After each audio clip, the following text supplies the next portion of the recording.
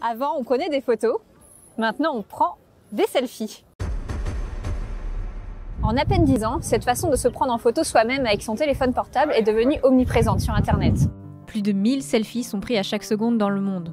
Et si vous faites partie de la génération qu'on appelle les millennials, vous êtes susceptible de prendre plus de 25 700 selfies au cours de votre vie.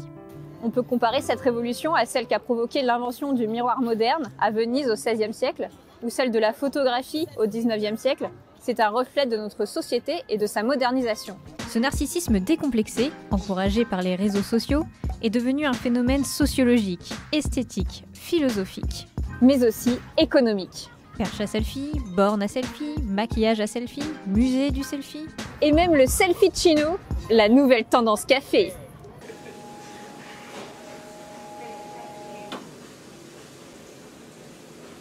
Mais ce sont d'abord évidemment les fabricants de smartphones qui en profitent, et à ce jeu-là, personne n'a réussi un coup marketing aussi fort que Samsung. Souvenez-vous, c'était en 2014, lors de la cérémonie des Oscars. L'acteur Bradley Cooper s'est pris en selfie avec une dizaine d'autres stars.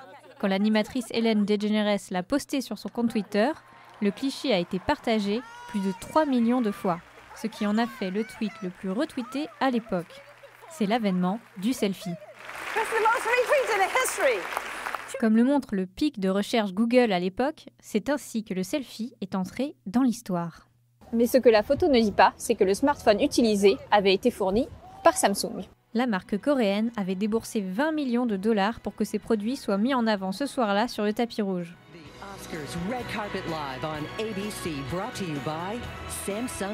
Un placement payant. Les spécialistes estiment sa valeur entre 800 millions et 1 milliard de dollars.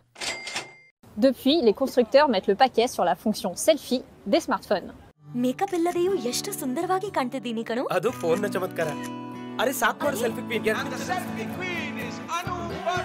Le capteur frontal des téléphones actuels dépasse souvent les 20 mégapixels et les fabricants sont de plus en plus nombreux à proposer des retouches directement intégrées dans le logiciel de leur appareil photo.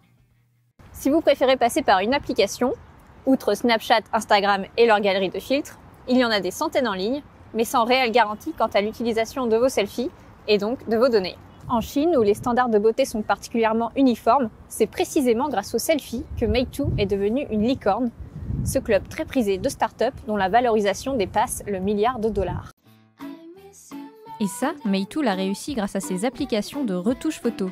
La société dit embellir plus de 6 milliards de photos par mois. 6 milliards, c'est la population du continent asiatique additionnée au nombre de selfies mensuels postés par Kim Kardashian. Certains modèles de smartphones sont marketés spécifiquement pour les fans de selfies, comme le Redmi Y2 de Xiaomi.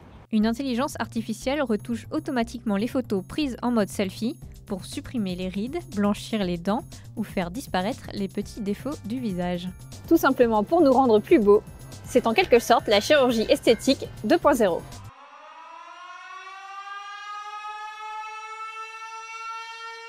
C'est la dysmorphophobie, c'est-à-dire le trouble de l'image qui s'installe lorsqu'on compare l'image de Snapchat que l'on revoit régulièrement parce qu'elle nous plaît, avec la propre réalité quand on se voit dans le miroir. Avec Snapchat, on a effacé les boutons, on a corrigé les défauts, mais il faut bien se rendre compte de la réalité, et ça crée un conflit intérieur qui est névrotique et qu'on appelle une dysmorphia. Avec l'explosion du selfie est née toute une série d'accessoires comme l'anneau de lumière ou les objectifs pinces.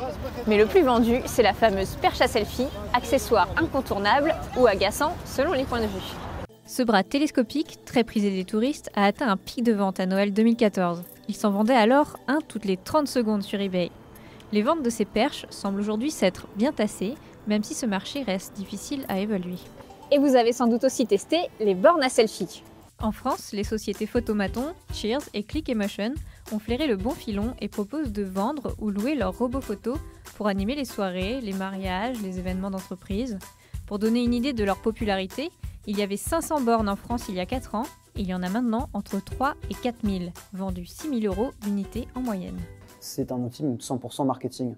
Tout est marketé même dans les process, c'est-à-dire que quand un client vient nous voir, c'est pas juste j'ai besoin de faire une animation photo, C'est ce qu'il y avait quelques années ou potentiellement sur des événements internes. Aujourd'hui, j'ai des vrais KPI. Les KPI, ça va être j'ai besoin de viraliser l'événement, j'ai besoin de créer une expérience de marque qui va être différenciante, j'ai besoin de mettre en avant un produit dans un univers, j'ai besoin de créer une scénographie à un instant T. Et on le voit encore plus aujourd'hui dans le retail, qui est encore plus parlant, c'est qu'aujourd'hui on parle de retailtainment. C'est comment apporter du divertissement dans les magasins.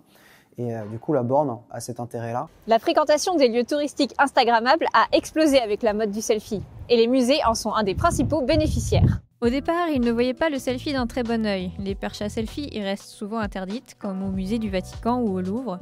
Mais le monde de la culture s'est pourtant bien emparé du selfie, surfant sur le phénomène marketing.